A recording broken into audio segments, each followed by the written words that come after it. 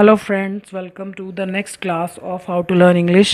Adjectives के सारे rules हम सीख चुके हैं, तो अब हम एरर्स की हेल्प से उन रूल्स को रिवाइज करेंगे। So let us see what the mistakes are. Everybody wants to live howsoever sicker he is.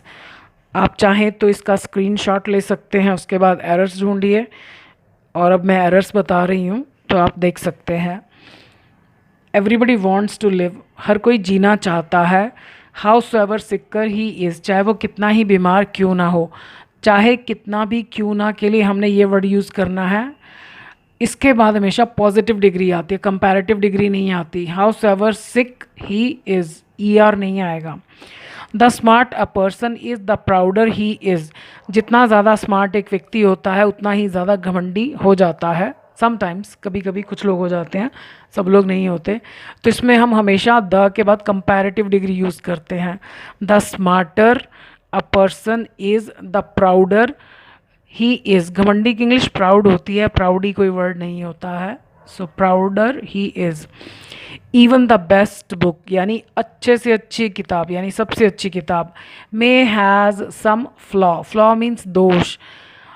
Models के बाद कभी भी हैज़ नहीं आता, जस्ट बिकॉज कि यहाँ पर सब्जेक्ट सिंगुलर है तो यहाँ हैज़ कभी भी नहीं आएगा।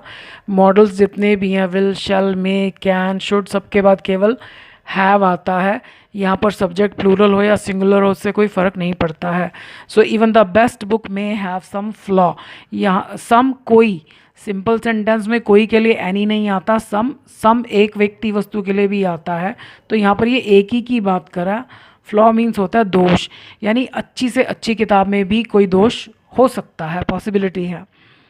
This is the more beautiful flower I have ever scene. ये आई हैव एवर सीन का मतलब है आज तक जो मैंने देखा है, तो यहाँ पर हमेशा सुपरलेटिव डिग्री आएगी। This is the most beautiful flower I have ever seen. The longer a journey is the more time it take. The plus comparative degree, ठीक है, जितनी ज़्यादा लंबी एक जर्नी होती है उतना ही ज़्यादा समय वो लेती है। So the more time it takes, S आना चाहिए यहाँ पर।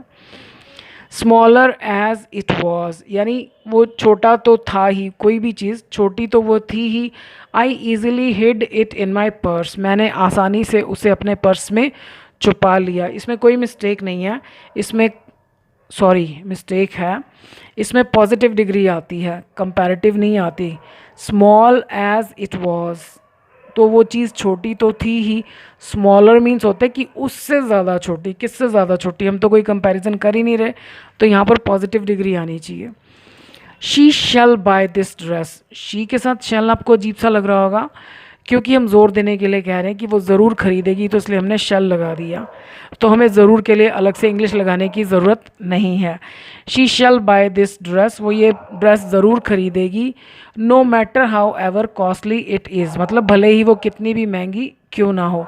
जब नो मैटर आता है तो उसके साथ केवल हाउ आता है। नो मैटर हाउ, या फिर सिर्फ how so ever. How ever नहीं, हाउ एवर एक अलग वर्ड है। हाउ एवर का मतलब होता है फिर भी, यानी जैसे हम कहते हैं he never supported me, however I did not raise my voice against it, फिर भी मैंने अपनी आवाज़ उसके खिलाफ नहीं उठाई, हालांकि उसने मुझे कुछ कभी सपोर्ट नहीं किया, वो ये होता है। लेकिन जो इस पैटर्न में यूज़ होता है वो हाउ सो एवर होता है, बीच में सो भी आता है। तो या तो हम no matter how, only how use करें, या फिर अकेला हाउ सो एवर यूज़ करें, क्योंकि दोनों का मीनिंग एक ही है। तो यहाँ पर हम इसको ऐसे करेक्ट कर सकते हैं, नो मैटर हाउ। तो वो ये ड्रेस ज़रूर खरीदेगी चाहे वो कितनी भी महंगी क्यों ना हो। He does not feel satisfied, वह संतुष्ट फील नहीं करता है। How so much chapatis he eats, चाहे वो कितनी ही रोटियां क्यों ना खा ले। अब जब भी संख्या या मात्रा आएगी तो ये जो हाउस एवर लिखते हैं उसमें क्या हो जाता है, हाउस सो या तो यहाँ पर मैनी आएगा या मच आएगा। अब चपातीज़ काउंटेबल है, 1 चपाती 2 चपाती, तो यहाँ पर मैनी आएगा। So house so many chapatis he eats, चाहे वो कितनी ही रोटियां क्यों ना खा ले। The heavy the rain is the better the crops are, इसमें हमेशा कंपैरेटिव डिग्री आती है। द हैवियर, जितनी ज़्यादा भारी बरसात होती है उतनी ही बेहतर फसलें होती हैं। So the heavier the rain is the better the crops are.